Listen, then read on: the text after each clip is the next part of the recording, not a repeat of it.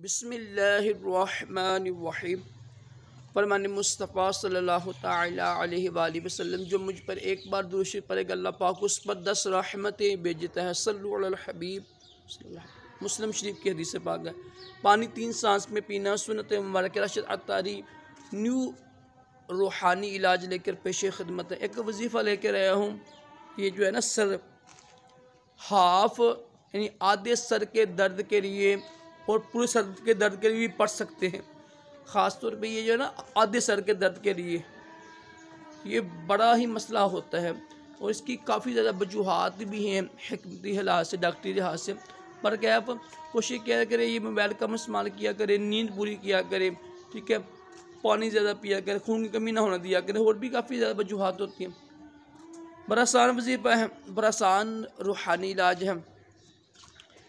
किसी भी वक्त ना अल्लाह का ये नाम या सलाम अवल आखिर दूशी पढ़ कर 1 बार, 3 बार, 5 बार, 7 बार, 9 बार, 11 बार ये दुरूद शरीफ होता है ना, ये ताक अदाद में पढ़ना चाहिए, ज़्यादा बेहतर है। क्योंकि अल्लाह ताला एक है ना, अल्लाह भी ताक है।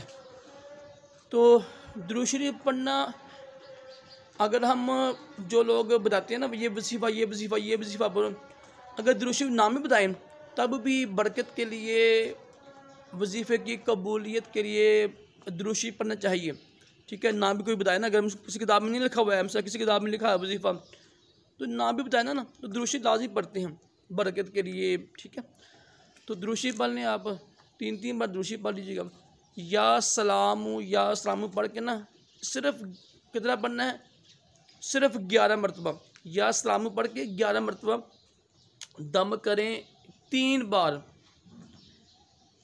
फूक मार लें या हाथ पे फूक मार कैसे कर लें या कोई दूसरा बंदा दम कर लें, तो असल में बहना भी पढ़ सकती हैं हर वक्त। तो 3 बार दम करें, फिर 5 बार दम करें, अगर आराम ना आए फिर 7 बार करें, फिर 11 बार करें।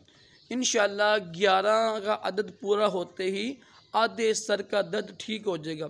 दोबारा सुन लें, या सलामु अवल आखिर दुरूशी पढ़ कर या सलामु पढ़ना है आपने 11 मरतबा। ठीक है, तो दम करना है आपने 3 मरतबा, कम से कम 3 मरतबा दम कर लीजिएगा। ना आराम है तो 5 या फिर 7 फिर 11। इंशाअल्लाह 11 का अदद पूरा होते ही आधे सर का दर्द आपका ठीक हो जाएगा। बड़ा मुजरब है, लाजमी कीजिएगा, कोई पाबंदी नहीं है। सर में बैराम भी कर सकती हैं, हर वक्त अयाम में भी कर सकती हैं। अल्लाह पाक हम सब को तमाम जिस्मानी रूहानी बीमारियों से महफूज रखे, दोनों जहानों की भलाइयाँ अता करे। सल्लु अलल हबीब सल्लल्लाहु अलैहि वसल्लम।